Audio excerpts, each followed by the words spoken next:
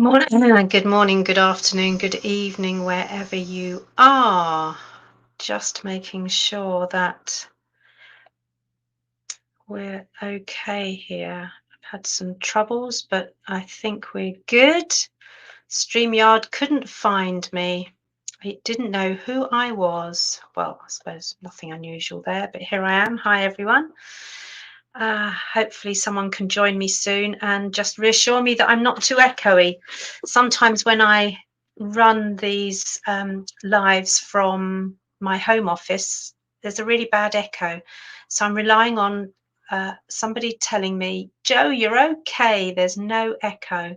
I can see a few people joined me. So just let me know in the chat if you would say hi and just let me know whether or not there's an echo. Sounds good. Thank you, Carrie.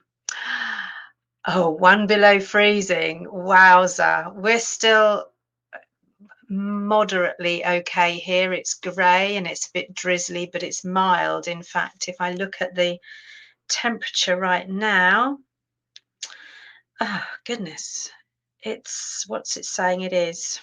14 degrees. So it's kind of okay here. Just a bit miserable. So how are you all? Oh, good. Thank you for letting me know. Yeah, people are letting me know that. That's brilliant. So this is my breathe week after a completely bonkers last week, delivering literally every day until Friday.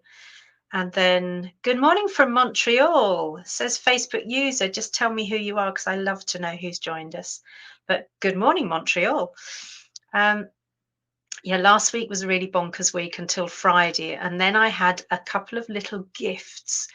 A couple of things got cancelled on Friday, which just allowed me to decompress a little bit so that what I could do is get ready for that big old party weekend, which is where I was last weekend.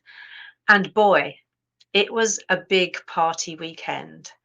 So 25 of us in this beautiful, and I do mean beautiful, stately home that Jane Austen, oh, Jane Austen had visited. Yes, I'm getting that the right way around.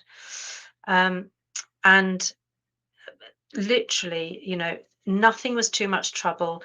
The furniture there is just beautiful. And it's all, I mean, the dining room had hand painted silk wallpaper.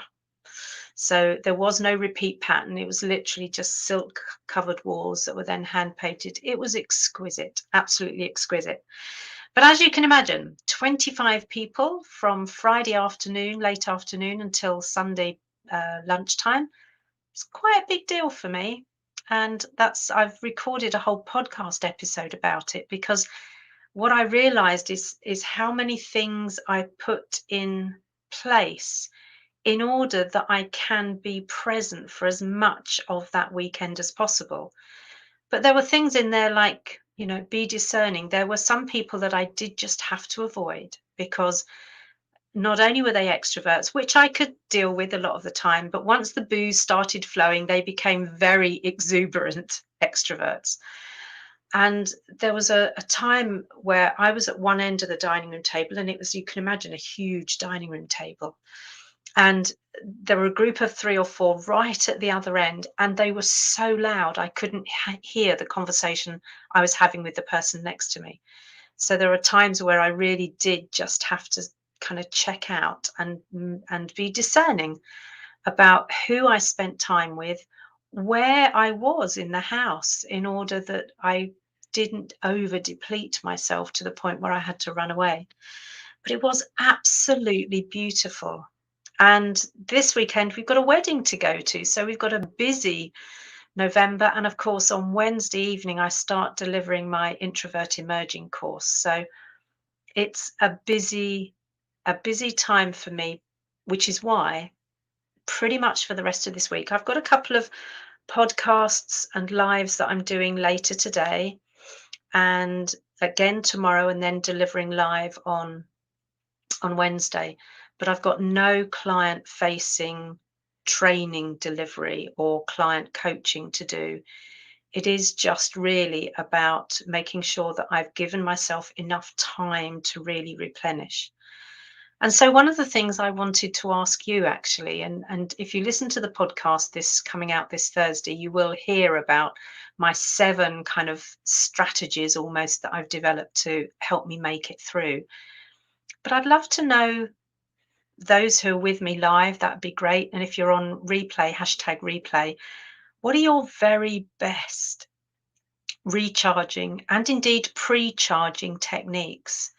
So, what are the things that you do in order to make sure you're fully topped up before you have to or choose to go to an event like that?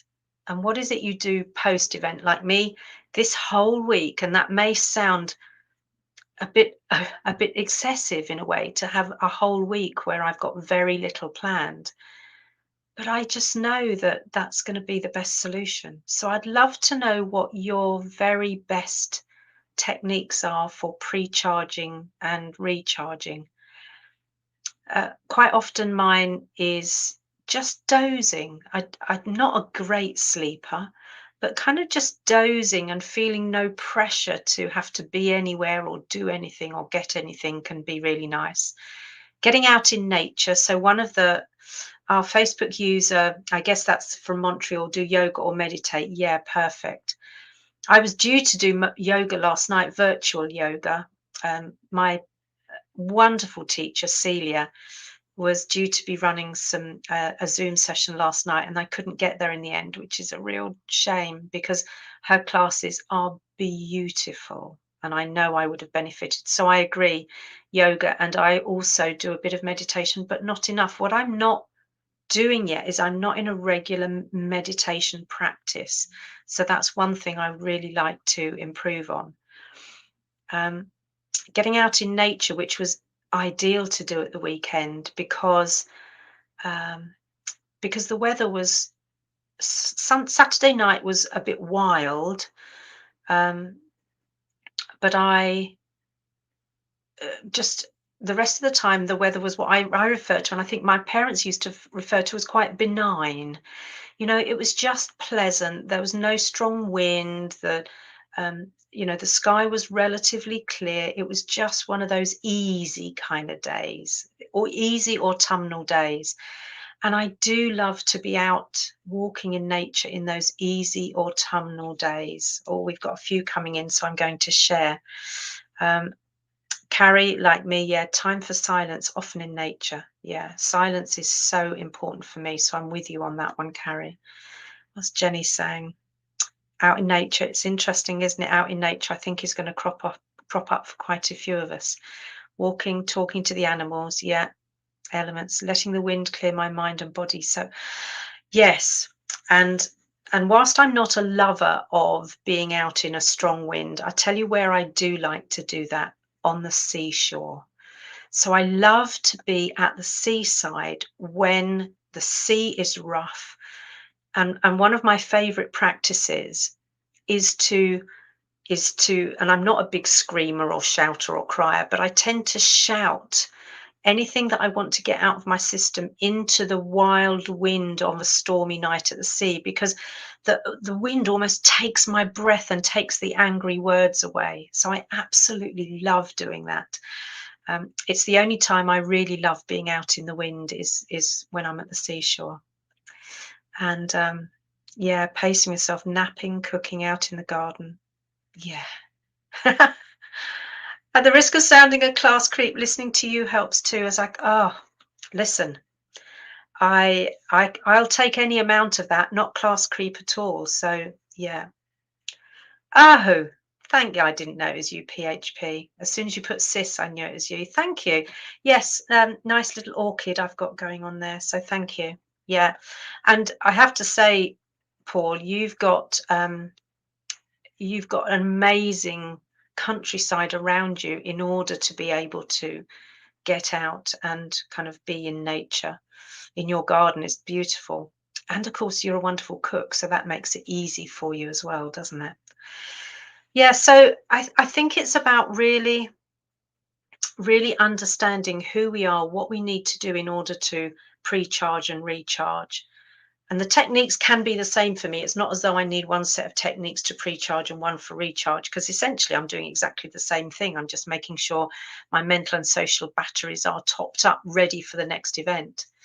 And if it, in fact, this Friday, I've got a lovely facial with my very best skincare specialist, Jenny. Jenny, who is now Mrs. Dawson. She was Jenny Lawson and now she's Jenny Dawson. And I drive over an hour and a half to go and see Jenny because her facials are that good. I love, love, love her company. And that will just have me chilled. Although I've got quite a long drive home, that will just have me chilled so that I can get back and be ready for the wedding on Saturday evening. So another really nice, a nice weekend coming up. But what I'm preparing myself for, and I'm literally preparing everything for it right now, is the first module of Introvert Emerging, which is called Dreaming and Drafting. So it's about really getting a clear picture on where we want to be and starting to draft the plan on how to get there. So we do the classic intentional change model that I use from Boyatzis that helps us on that journey. So that's me for today. I don't think I'll be back in my home office next Tuesday. I think I've got delivery next Tuesday. So I'll miss this gorgeous blue background because I have to say, I do really like this blue background. And I can't apparently paint the wall of my office this gorgeous, in my proper office, this gorgeous blue, to the point where I'm almost thinking of, do I give up my office and move everything back here? Because I do really rather like it. Anyway, what else? Yeah, I think that's pretty much all. Oh, you might have seen on Facebook that I'm in conversation tomorrow morning at 9:30 GMT with Helen Ferguson, who is the most incredible, incredible therapist. And I'm having a conversation with compassion with her. So I've put a link on it on my Facebook page. I might even put it in the Introverts Corner group so that you can find it. But if you can, I know it's a bit early for the US people. I don't expect you to be able to join. But anyone who's in Europe or kind of east of Europe, then the timing should be good. I'd love for you to listen in to our conversations. So that's Helen Ferguson and I having a conversation with compassion tomorrow morning. Because I don't know about you, but I think the world needs a little more compassion right now. Anyway, lovely to see so many of you here. And if you're watching on replay, as I say, hashtag replay, let us know your favourite ways to pre-charge and recharge. See you next week, everyone.